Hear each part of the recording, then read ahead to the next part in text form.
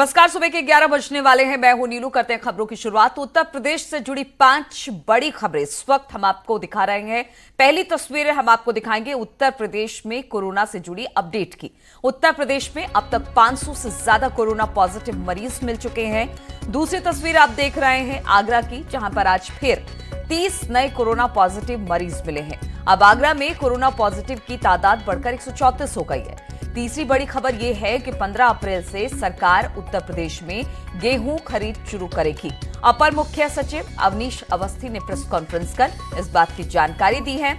इसके अलावा बड़ी खबर कानपुर से, जहां पर जहरीली शराब से 2 लोगों की मौत पर कार्रवाई हुई है। एसएसपी ने 5 पुलिसकर्मियों को सस्पेंड किया है।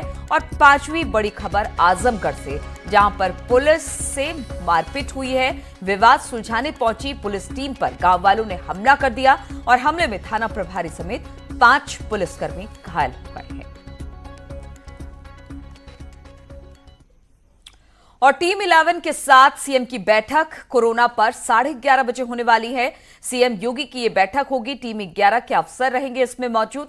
कोरोना के बढ़ते मामलों पर इस पर चर्चा होगी। सरकार की आगे की रणनीति क्या होगी, इस पर मंथन होगा। इसके अलावा हॉटस्पॉट इलाकों में इंतजामों की जानकारी लेंगे सीएम। जरूरी सेवाओं की आपूर्ति पर अपडेट भी लेंगे और तबलीगी जमात के लोगों पर कार्रवाई की भी अपडेट सीएम इस बैठक में लेने वाले हैं।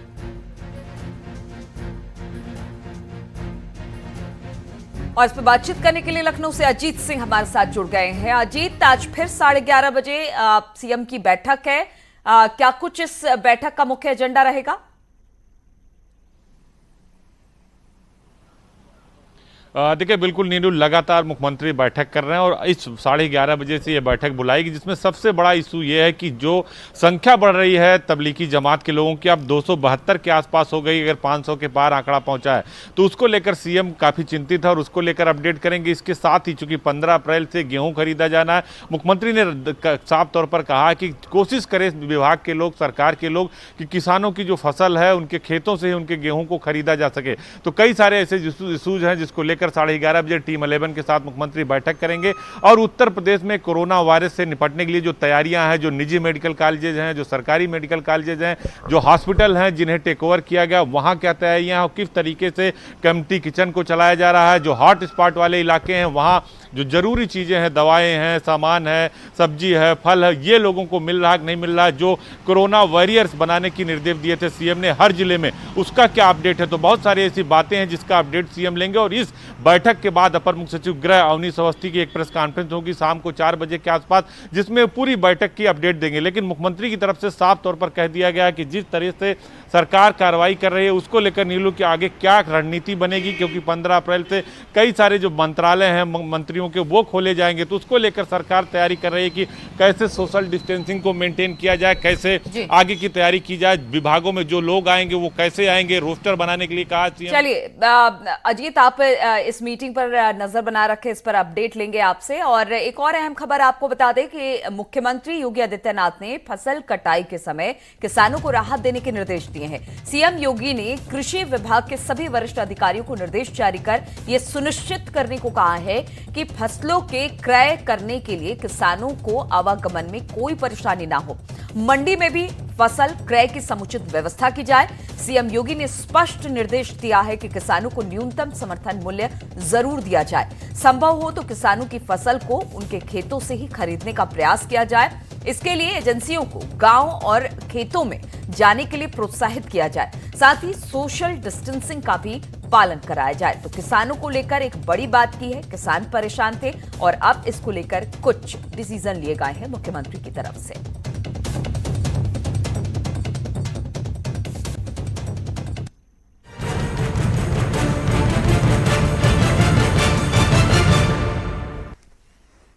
तो जहां सीएम लगातार बैठकों का दौर अधिकारियों के साथ ले रहे हैं, वहीं डिप्टी सीएम केशव प्रसाद मौर्य ने भी एक बैठक बुलाई है। थोड़ी देर में पीडब्ल्यूडी मुख्यालय में ये बैठक होने वाली है, जिसमें 15 अप्रैल के बाद की स्थितियों पर चर्चा होगी। बैठक में 8 विभागों के अफसर रहेंगे।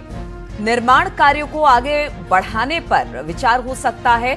केशव मौर्य की अध्यक्षता में ये पहली कमेटी बनाई गई है, जिसमें कि मीटिंग के बाद 15 अप्रैल के बाद की स्थितियों पर समीक्षा की जाएगी और खास तौर पर पीडब्ल्यू मुख्यालय में ये बैठक होनी है। करीब करीब 8 विभागों के अफसर इसमें रहेंगे और जो निर्माण कार्य रुके हुए हैं उसको किस तरह से आगे बढ़ाना है, इस पर विचार होगा। और केशव प्रसाद मौर्य की अध्यक्षता में बनाई गई ये पहली कमेटी है।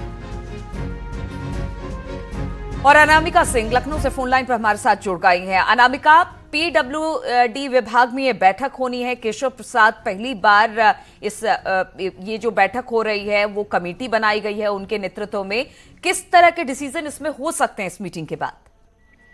देखिए, जिस तरीके से लॉकडाउन के आगे बढ़ने की संभावना है और अभी तक लॉकडाउन के दौरान भी बहुत सारे जो दिहाड़ी मजदूर हैं उसको लेकर सरकार चिंता जता चुकी है। तो कल मुख्यमंत्री योगी आदित्यनाथ ने जिस तरीके से कमेटी बना करके तमाम विभागों को एक में जोड़ करके ये कहा था कि केशव मौर्य जो है वो इसमें आगे डिसीजन लेंगे, तो उसकी आज पहली बैठक करीब 11 बजे विश्व सरैया हॉल में शुरू हो रही, जिसमें सेतु निर्माण निगम, इसके अलावा पीडब्ल्यूडी, यूपीडा और बहुत सारे विभाग ऐसे हैं जो कहीं ना कहीं निर्माण कार्य से जुड़े हुए हैं।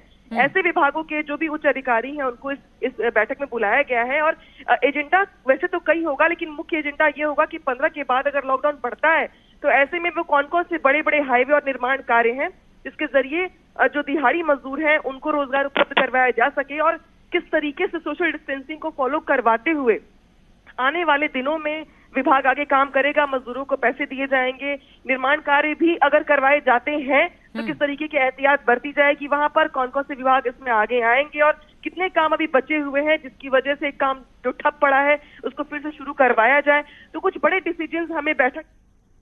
बिल्कुल अनामिका, तो कहा जा सकता है कि अहम खबर है। और अगर इस मीटिंग के बाद ये निकलकर सामने आता है कि जो दिहाड़ी मजदूर हैं अगर उनको काम पर लगाया जाता है, कुछ कामकाज रुके हुए हैं खासतौर पर कंस्ट्रक्शन के, उसको किस तरह से आगे बढ़ाया जाए। सहारनपुर से खबर लेते हैं। यहां पर 10 नए कोरोना पॉजिटिव मिले हैं। गंगोह में 10 कोरोना पॉजिटिव पाए गए हैं। एक साथ 10 मरीज मिलने से अब इलाके में हड़कंप मच गया है। जिले में अब तक 30 कोरोना पॉजिटिव मरीजों की तादाद हो गई है। तो बड़ी खबर सहारनपुर से, 10 नए कोरोना पॉजिटिव मामले निकलकर सामने आए हैं।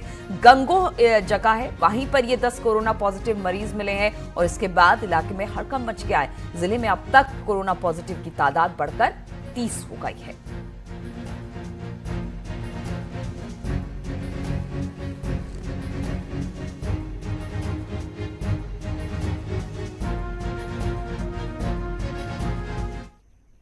और सीएम योगी ने कल बड़ी बैठक की है। इस बैठक में दोनों डिप्टी सीएम, कई मंत्री और बड़े अधिकारी मौजूद रहे। कोरोना के खिलाफ जंग में सीएम योगी ने सरकार की आने वाली योजनाओं के बारे में विस्तार से चर्चा की है। कोरोना की लड़ाई में प्रधानमंत्री मोदी के फैसलों की तारीफ करते हुए सीएम ने कहा कि लॉकडाउन पर केंद्र सरकार के फैसले के साथ ही प्रदेश में काम होगा। कोरोना के खिलाफ लड़ाई में फ्रंट पर लड़ने वाले योद्धाओं को 50 लाख रुपए बीमा का ऐलान किया जाएगा, जिसमें डॉक्टर, नर्स के साथ पुलिस, होमगार्ड और सफाई कर्मियों को भी कवर करने की बात कही गई है। साथ ही पल्लेदारों और रेहड़ी पटरी वालों श्रमिकों के लिए भी 1000 रुपए देने की बात कही गई है। लॉकडाउन के दौरान गरीब, महिलाओं और किसानों को दिए गए योगदान की भी चर्चा की।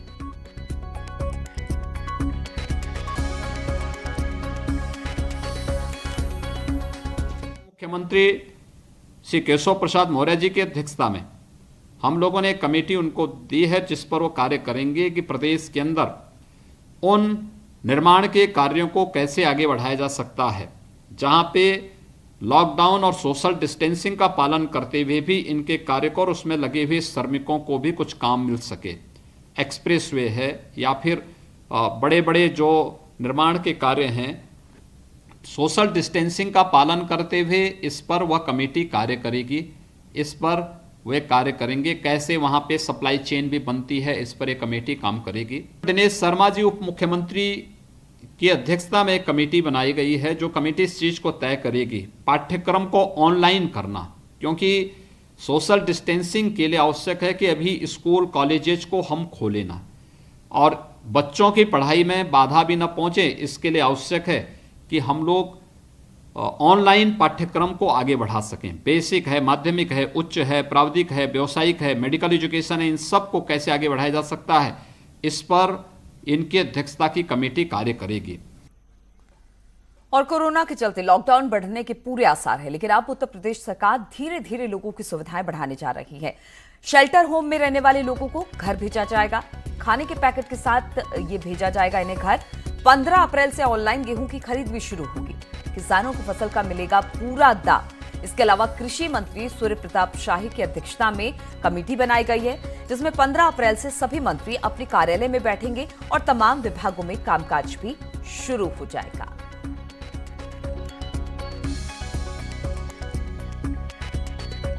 दिन जो लोग शेल्टर होम में रह चुके हैं, उसी जनपद में हैं, उनको एक बार जांच करवा करके फिर सुरक्षित 14 दिन के होम क्वारंटाइन में उनके घर में भेजने की व्यवस्था हम करें। खाद्यान्न की आपूर्ति उनको लगातार हो, इसके बारे में खाद्यान्न का पैकेट भी उनके साथ ही वहां जाएगा। ये चीजें हम तत्काल रूप से लागू करने जा सभी मंत्रियों से इस बारे में कहा गया है कि 15 अप्रैल से वे अपने कार्यालयों में बैठें, सामान्य कामकाज को निपटाएं, अपने प्रभारी जनपदों में जो वहां पे शासन से जुड़ी हुई केंद्र और प्रदेश सरकार की गरीब कल्याणकारी योजनाएं हैं, इनकी मॉनिटरिंग करने के साथ साथ विभागीय कार्यों को संपादित करने की व्यवस्था करें। और सीएम योगी लगातार बैठक कर रहे हैं, कामकाज की तैयारियों की समीक्षा कर रहे हैं और इसी पर बातचीत करने के लिए हमारे साथ हमारे संवाददाता उपेंद्र वाराणसी से और हिमांशु आगरा से जुड़ गए हैं। उपेंद्र, अगर वाराणसी की बात की जाए, चूंकि लॉकडाउन बढ़ना तो अब तय माना जा रहा है और इसके लिए तैयारियां भी हो गई हैं, कई सारी बातें ऐसी हो गई हैं कि सबसे बड़ी बात है कि किसानों को किसी तरह की दिक्कत ना हो, तो 15 तारीख से अब ये कहा जा रहा है कि उनके जो फसल है उनको खरीदने की कोशिश करी जाए, खुद उन्हीं के खेत में ही जाकर ये तमाम चीजें की जाए जिससे उनको दिक्कत ना हो आने जाने में। इसके अलावा और किस तरह के अपडेट हैं, और खासतौर कोरोना पॉजिटिव मरीजों की तादाद की बात की जाए तो उसका भी जिक्र हम करेंगे। वो भी बताइए कि कितना पहुंच गया आंकड़ा। देखिए, अभी कोरोना पॉजिटिव जो मरीज थे वाराणसी में वो 9 ही थे, जिस पर वो पिछले 4-5 दिन से वही आंकड़ा रुका हुआ है, तो कोई नए मरीज सामने नहीं आए। हालांकि बहुत सारे सैंपल्स लिए गए, लेकिन अधिकतर इसकी रिपोर्ट निगेटिव आई है। दूसरी बात फसल की कर लें कि फसल जो भी था अभी तक खरीद केंद्रों पे होती थी, लेकिन जब सीएम योगी के आदेश के बाद यहाँ पर तैयारियां शुरू कर दी गई हैं और यहाँ पर हॉटस्पॉट एरियाज को लेकर और जो वहाँ पर खाने संबंधित जो हो या वहाँ पर सुरक्षा संबंधित हो या वो इलाकों की गतिविधियाँ हो, उसके लिए यूपी में एक लौता सबसे अत्याधुनिक वार रूम यहीं बनाया गया है, जहां हम आपको तस्वीरों में दिखा रहे हैं। यहां से आप पूरे बनारस की जो तस्वीर है वो है। इसके साथ जो आप एम्प्लॉयज देख रहे हैं ये अलग अलग विभाग के हैं, ताकि अगर कोई शिकायत आती है, मान लीजिए ये जो मेरे सामने फूड खाद्य सामग्री का वो है, यहाँ पर पुलिस है, तो अगर कोई शिकायत मान लीजिए पुलिस के संबंधित आती है और खाद्य सामग्री के उस पर फोन आया है तो वो उसको यहीं से यहीं ट्रांसफर हो जाएगी। तो यानी कि पूरा वार रूम है जो कोरोना से इस जंग में यहाँ पर वॉरियर्स लड़ रहे हैं और यहाँ पर पूरी लड़ाई हो रही है। ये तो तस्वीर है, ये देखिए मेडिकल क्षेत्र की है और ये कैसे काम कर रहा है ये भी हम आपको बताने की कोशिश करते हैं कि किस तरीके से ये काम कर रहा है, कि यहाँ पर कैसे हमारे साथ यहाँ टेक्निक अशोक जी किस तरीके से ये काम कर रहा है। सर, ये 24 आवर्स ये काम कर रहा है। इसमें नगर निगम की सेवाएं, फूड विभाग की सेवाएं, पुलिस की सेवाएं, प्लस राजस्व विभाग की सेवाएं, कृषि विभाग की सेवाएं सभी दी जा रही हैं। हाँ, डीएम साहब, नगर आयुक्त साहब, कमिश्नर साहब सभी रोज आकर के यहाँ मॉनिटरिंग करते हैं इसकी। और जो भी तरीके से कोरोना से जंग के लिए यही एक वार रूम है। हम आपको तस्वीरें दिखाएं। ये जो आप देखिए अलग अलग इलाकों की जो है ड्रोन से जो तस्वीरें ली जा रही है या वहां जो कैमरे लगे हैं वो तस्वीरें, अलग अलग इलाकों में कैसे गलियों में गतिविधि हो रही है। अगर आप इस मुगालते में है, बनारस में रह करके आप गली में है और आपको कोई देख नहीं रहा है, तो ये आपकी बहुत बड़ी गलतफहमी है, क्योंकि जो भी कैमरे की निगाहें हैं वो आपकी गली आपके घर तक है और स्क्रीन पर इस वार रूम में सब कुछ दिख रहा है। तो ऐसे में जिन जिन इलाकों में गतिविधियां ज्यादा पाई जा रही है वहां पे पुलिस का इस कंट्रोल बिल्कुल उपेंद्र, जिस तरह से वार रूम बनाया गया है इसमें तमाम विभाग को बड़े सिलसिलेवार तरीके से रखा गया है कि किसी को किसी तरह की दिक्कत होती है तो यहाँ पर आप कॉल करके अपनी समस्याओं को सुलझा सकते हैं। क्या ये पहले दिन से काम कर रहा है या फिर अभी बनाया गया या फिर लॉकडाउन बढ़ेगा, इसको लेकर ये पूरी तैयारी के तौर पर इसे देखा जाए?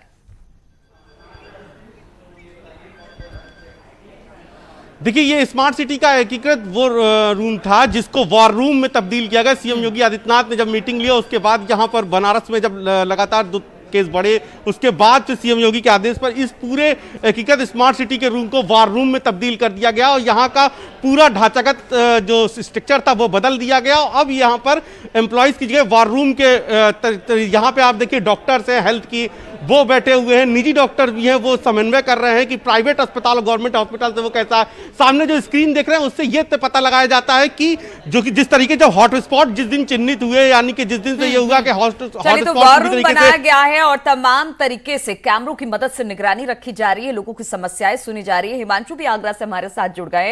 हिमांशु, उपेंद्र तो वाराणसी में दिखा रहे थे कि वहां पर 24 घंटे इस तरह से वॉर रूम में काम चल रहा है और चप्पे चप्पे की निगरानी की जा रही है, किसी तरह की कोई दिक्कत ना हो। आगरा का क्या हाल है, क्योंकि आगरा इस वक्त सबसे ज्यादा कोरोना पॉजिटिव मरीजों की संख्या से पीड़ित है। आगरा में किस तरह की तैयारी? जी, आगरा में निश्चित रूप से सबसे ज्यादा मरीज हैं, 138 इनकी संख्या है कोरोना पॉजिटिव की।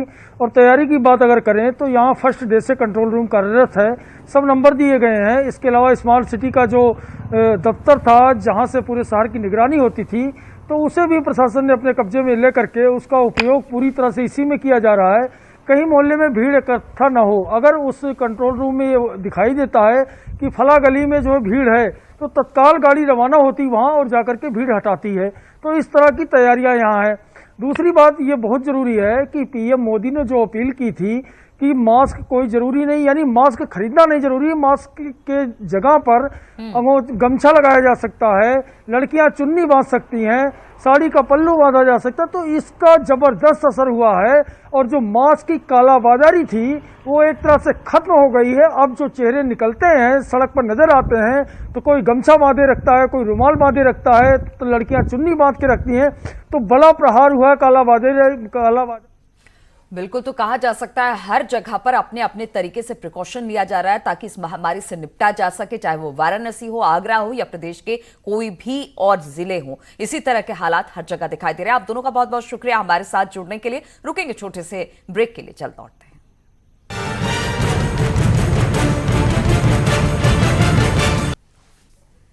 और आज बैसाखी का पर्व है, जिसको लेकर प्रधानमंत्री मोदी ने देशवासियों को शुभकामनाएं दी है। ट्विटर पर प्रधानमंत्री मोदी ने लिखा कि बैसाखी के पावन अवसर पर देशवासियों को बहुत बहुत शुभकामनाएं। नई उमंगों से जुड़ा ये त्योहार सभी के जीवन में नई ऊर्जा और नए उत्साह का संचार करे। और सीएम योगी ने भी बैसाखी पर्व पर प्रदेशवासियों को शुभकामनाएं दी है, साथ ही जलियांवाला बाग के शहीदों को नमन भी किया है। सीएम योगी ने ट्वीट में लिखा कि जलियांवाला बाग में आज के दिन शहीद हुए लोगों को भावपूर्ण नमन और श्रद्धांजलि। मां भारती के अमर सपूतों का बलिदान हम सभी भारतीयों के लिए अविस्मरणीय है और उसका साहस युगों युगों तक हम सभी को प्रेरित करता रहेगा।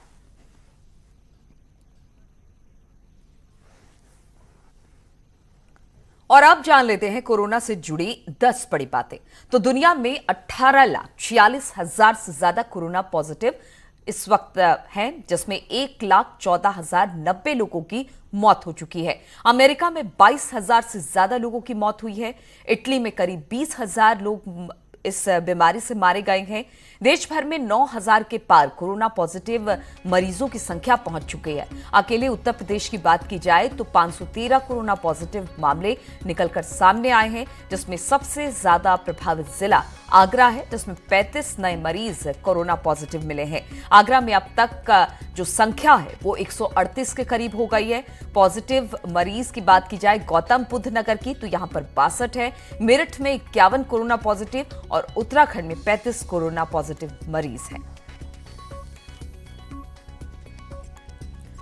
तो लगातार आंकड़े बढ़ रहे हैं। हालांकि आंकड़ों की रफ्तार थोड़ी कम जरूर है, लेकिन फिर भी आंकड़े बढ़ते हुए दिखाई दे रहे हैं। अगर भारत की बात की जाए, दुनिया की बात की जाए तो हर जगह ये आंकड़े बढ़ रहे हैं। अमेरिका में 22,000 से ज्यादा लोगों की मौत हो चुकी है। इटली में 20,000 लोग मारे गए हैं इस बीमारी के चलते। वहीं अगर भारत की बात की जाए तो 9,000 के पार कोरोना पॉजिटिव की तादाद हो गई है। और उत्तर प्रदेश में कोरोना पॉजिटिव मरीजों की तादाद 500 के पार पहुंच गई है। केजीएमयू के लैब ने जारी किए ये आंकड़े, आज ही ये आंकड़े जारी किए हैं, जिसमें से 740 नमूनों में से 40 पॉजिटिव मिले हैं, 700 नेगेटिव हैं। आगरा के 35, लखनऊ में 4 केस पॉजिटिव है, और लखनऊ के हुसैनगंज, फूलबाग और चितवापुर इलाके के केस सामने आए हैं। प्रदेश में कोरोना मरीजों की तादाद अब 523 तक पहुंच चुकी है। कल देर रात तक ये आंकड़ा जो था वो 483 का था। कोरोना से कुल 41 जिले इस वक्त उत्तर प्रदेश के प्रभावित हैं।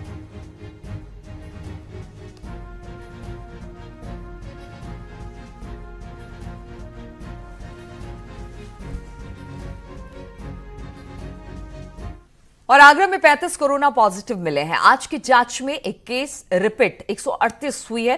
कोरोना मरीजों की तादाद 138 में कोरोना पीड़ित, जबकि इसमें 60 जमाती बताए जा रहे हैं। पारस हॉस्पिटल से जुड़े 20 लोग कोरोना पॉजिटिव मिले हैं। फतेहपुर सीकरी में 14 नए केस मिले हैं। कोरोना के नए मरीजों में डॉक्टर भी शामिल बताए जा रहे हैं। आगरा से भेजे गए इस वक्त करीब 2264 सैंपल हैं, जिनकी रिपोर्ट जल्द आएगी। और मेरठ से खबर लेते हैं। यहां पर कैमरे में लाइव मारपीट दर्ज की गई है। गन्ना तौल को लेकर हुई मारपीट, ट्रक चालकों और मिल कर्मचारियों से ये मारपीट हुई है। 2 दिन पहले ये मारपीट की घटना सामने आई थी। अब इसका वीडियो वायरल हो रहा है। 10 लोगों के खिलाफ फिलहाल इस मामले में मुकदमा दर्ज किया गया है। मंडाली के नगलामल शुगर मिल का ये पूरा मामला बताया जा रहा है। तो ट्रक चालकों और मिल कर्मचारियों के बीच ये पूरा मामला हुआ। गन्ना तौलने को लेकर मारपीट की शुरुआत हुई। फिलहाल 10 लोगों के खिलाफ इस पूरे मामले में एफआईआर दर्ज करा ली गई है। तस्वीरें आप देख सकते हैं किस तरह से 2 गुटों में झड़प हुई।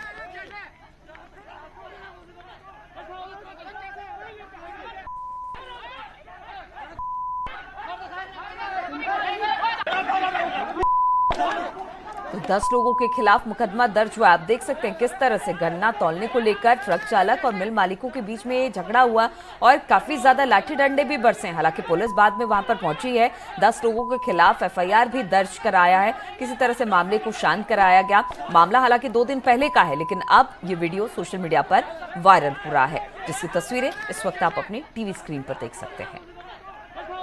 तो पहली तस्वीरें आप न्यूज 18 उत्तर प्रदेश उत्तराखंड के माध्यम से देख पा रहे हैं कि किस तरह से मुंडाली के नगलापुरम शुगर मिल का ये मामला है, जिसकी तस्वीरें आप देख रहे हैं।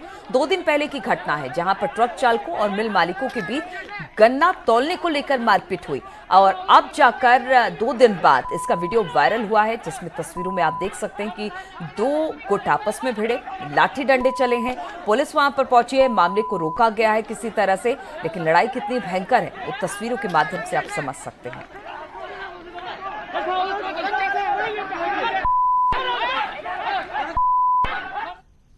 और राम मंदिर के शिलान्यास को लेकर मंथन का दौर जारी है। दरअसल सवाल यह है कि अगर लॉकडाउन जारी रहा तो मंदिर का शिलान्यास कैसे किया जाएगा। सूत्रों के हवाले से खबर आ रही है कि राम मंदिर का शिलान्यास ऑनलाइन भी किया जा सकता है।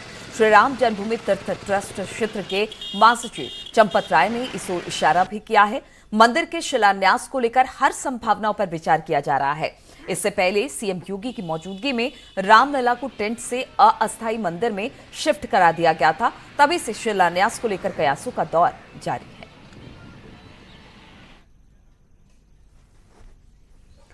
और अयोध्या में रामलला के गर्भगृह में हनुमान जी की नई प्रतिमा स्थापित कर दी गई है। दरअसल रामलला के पास जो हनुमान जी की प्रतिमा रखी गई थी वो खंडित हो चुकी थी और काफी दिनों से इसी खंडित प्रतिमा की पूजा अर्चना की जा रही थी, लेकिन धार्मिक मान्यताओं में इसे गलत माना गया है। रामलला को अस्थायी रूप से शिफ्ट करने के दौरान ये बात पता चली, जिसके बाद ट्रस्ट के पदाधिकारियों ने हनुमान की खंडित प्रतिमा को सरयू नदी में विसर्जित कर दिया और उनकी जगह पर रामलला के गर्भगृह में दूसरी प्रतिमा स्थापित कर दी गई है और उनकी प्राण प्रतिष्ठा कराई गई। साथ ही रामलला के गर्भगृह में लगे टेंट को भी अब हटा दिया गया है।